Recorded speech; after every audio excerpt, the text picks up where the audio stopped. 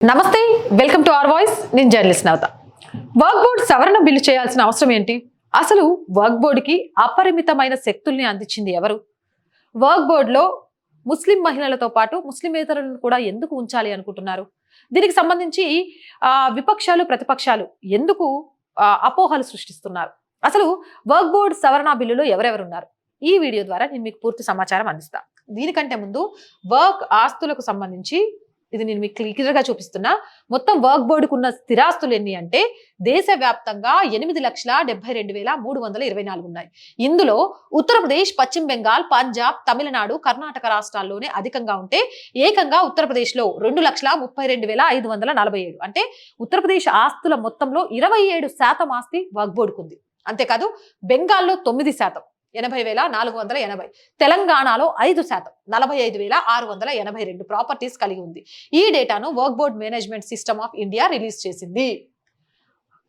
అంటే work board ఆస్తులను ఏ విధంగా కూడపెట్టుకుంది అనేది చాలా క్లియర్ గా కనిపిస్తోంది. వెస్ట్ బెంగాల్లో 9%, తెలంగాణలో 5%, తమిళనాడులో 8%, కేరళలో 6%, కర్ణాటకలో 7%, గుజరాత్ లో 5%, ఇక ఉత్తరప్రదేశ్ లో 27%, ఇక అలాగే పంజాబ్ లో 9%. ఇలా చూసుకుంటే నెంబర్ ఆఫ్ ఇంపూవబుల్ ప్రాపర్టీస్ మొత్తం కలిపి 30. ఇలా వర్క్ సామ్రాజ్యాన్ని విస్తరించుకుంది. దీనికి ఎవరు సహకరించారు ఏంటి? అసలు వర్క్ బోర్డు సవరణ బిల్లును కేబినెట్ ఆమోదం తెలిపిందా అనే ప్రశ్నకు వర్క్ బోర్డు అధికారుల్ని కుదించే సవరణ బిల్లుకు కేంద్ర కేబినెట్ ఆమోదం తెలుపుతున్నట్లు సమాచారం. టైమ్స్ ఆఫ్ ఇండియా కథనం ప్రకారం శుక్రవారమే కేబినెట్ సవరణల్ని ఆమోదించింది. త్వరలో పార్లమెంట్ లో బిల్లును ప్రవేశపెట్టనున్నారు. వర్క్ చట్టం 1954లో 40కి పైగా సవరణల్ని కేంద్రం తీసుకొచ్చినట్లు తెలుస్తోంది. ప్రస్తుతం దేశంలో సాయుధ బలగాలు, రైల్వే తర్వాత మూడో అతిపెద్ద భూ యజమాని, 9.4 లక్షల ఎకరాలు వర్క్ బోర్డుది అనేది వేటు SMS లో వచ్చిన ఒక ఆర్టికల్. దీంతో పాటు ఇప్పుడు వర్క్ బోర్డుకి సంబంధించి కొంత జాయింట్ కమిటీని ఏర్పాటు చేశారు. ఈ కమిటీకి సంబంధించి తెలంగాణ నుంచి DK అరుణతో పాటు అసదుద్దీన్ ఓవైసీ కూడా ఉన్నారు. ఎవరెవరు ఉన్నారు అనే దానికి సంబంధించి కూడా నేను పూర్తి సమాచారాన్ని మీకు అందించే ప్రయత్నం చేస్తాను ఈ వీడియో ద్వారా. ఇక వర్క్ బోర్డు సవరణ బిల్లు జేపీసీ సభ్యురాలుగా ఎంపీ DK అరుణను నియమించారు. వర్క్ బోర్డు సవరణ బిల్లుపై జేపీసీ ఏర్పాటు చేసింది కేంద్ర ప్రభుత్వం. మొత్తం 21 లోక్సభ మంది సభ్యులతో జేపీసీని ఏర్పాటు చేసింది. ఈ జేపీసీలో తెలుగు రాష్ట్రాల నుంచి 3కి అవకాశం లభించింది.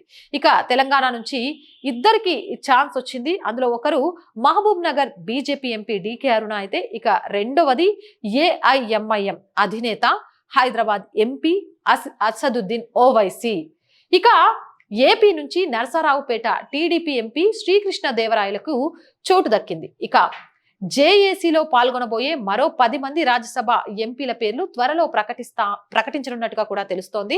ఇక వర్క్ బోర్డు సవరణ బిల్లుపై ఏర్పాటు చేసిన అనేక అంశాల నేపథ్యంలో, అంటే వర్క్ బోర్డుకి సంబంధించి కొంతైనా సరే నియంత్రణ ఉండాలి అనే దానికి సంబంధించి మహిళ ఉండాలి, ముస్లిమేతరులు ఉండాలి, కలెక్టర్ ప్రతిపాదనలో జరగాలి, ఇలాంటి 40 అంశాలను చేంజ్ చేస్తున్న దాంట్లో ఎవరెవరు ఉన్నారు అనే దానికి ఒకసారి చూసుకుంటే జగదాంబికా పాల్, నిష్కాంత్ దుబే, తేజస్వి సూర్య, అపరాజిత సారంగి, సంజయ్ జస్వాల్, దిలీప్ సైకియా, అభిజిత్ గంగోపాధ్యాయ, DK అరుణ, అసదుద్దీన్ ఓవైసీ, అలాగే ఇమ్రాన్ మసూద్, మహమ్మద్ జావేద్, మౌలానా మొహిబుల్లా, కళ్యాణ్ బెనర్జీ, అలాగే రాజా, అలాగే దిలేశ్వర్, శ్రీకృష్ణ దేవరాయలు, ఇలా వీరితో పాటు అరవింద్ సావంత్, మాత్రే బాల్య మామా సురేష్, గోపీనాథ్, నరేష్ గణపత్ మాస్కే, అరుణ్ భారతి, వీరితో కూడి ఇంకో 10 మంది రాజ్యసభ సభ్యులతో కలిపి వర్క్ బోర్డుకి సంబంధించి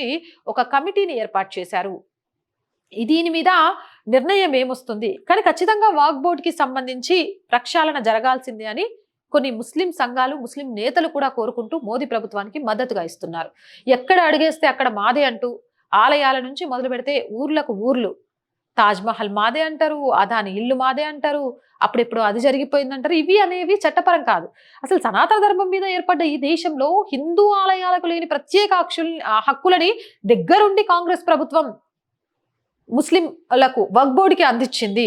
ఇది నిజంగా కూడా ముస్లింలు లేకపోతే వర్క్ బోర్డుతో భూములు ఆక్రమిస్తున్నారు అని చెప్పడం కంటే కాంగ్రెస్ వాళ్ళని దగ్గరుండి పెంచి పోషించింది, మొక్కగున్న దానికి మానుగవ్వడానికి అవకాశం కల్పించింది.